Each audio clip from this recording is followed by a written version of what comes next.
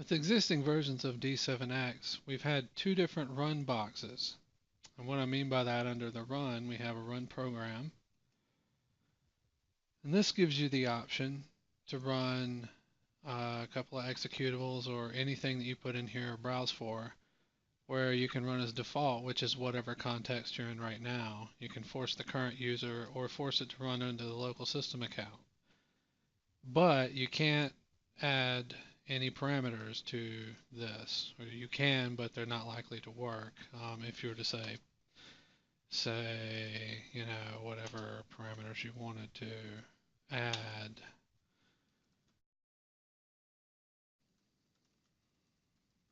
Yeah, so you couldn't really do that. We also had, when right-clicking on a file, under our extensions, we've had run with parameters. And this launches our file handler, which lets you run the app with command line parameters like I was just talking about. So /? Is a good one. Usually that gives you the other command line parameters that an app will run. We've also had the option to capture the error level or run it from inside cmd.exe. These options, like an error level, is an exit code. So for example, when you run some program, it may execute. Typically all programs leave exit code 0 or error level 0, whichever you prefer to call it.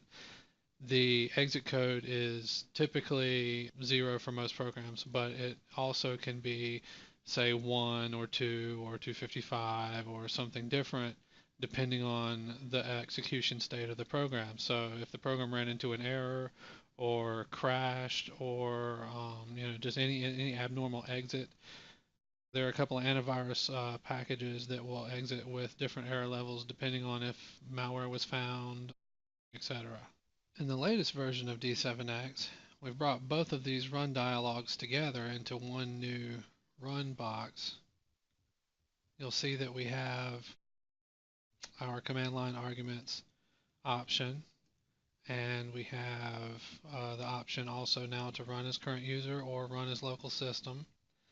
The use run in CMD and capture error level or exit code, these options are only available when you're running as the current user. So if you need to run something as system, you would actually want to restart D7 under the local system account, and then the current user would be local system.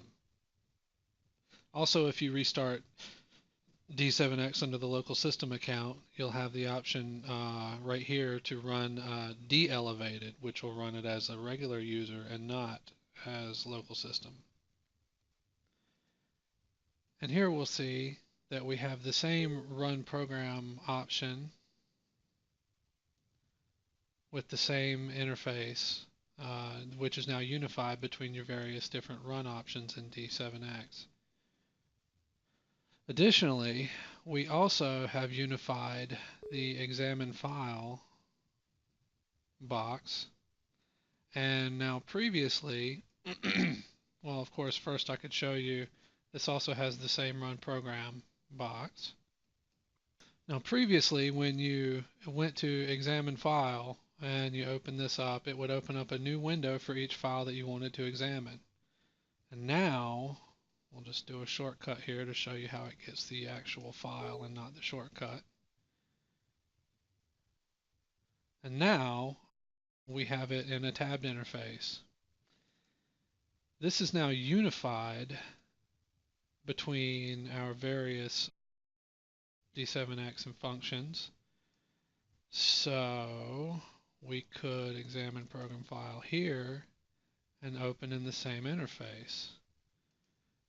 This also works with our malware search tool.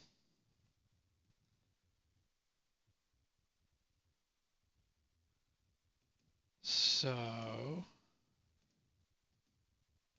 show details, and that will bring up the same box. So we have a new tab for each item in this box.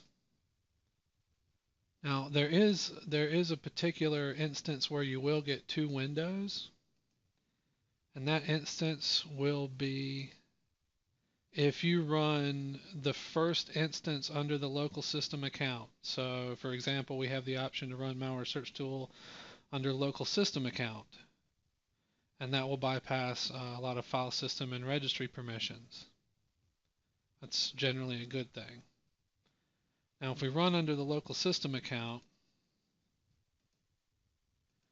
just cancel that. We'll open the box. We'll get this option here, but if I were to now examine file, which this does not run under the local system account, it will open up a second window.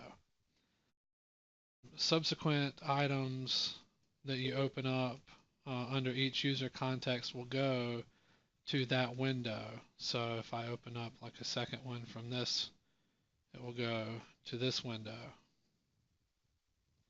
That is the only caveat when you've run this from the local system account first. And the reason being is you can't actually interact with the software between the different user contexts of the system account and the user. The user cannot send information to something running under the local system account, whereas this local system can send information to the user account. So that would be the reason for the two boxes if you started one from the local system account first. Hope that made sense.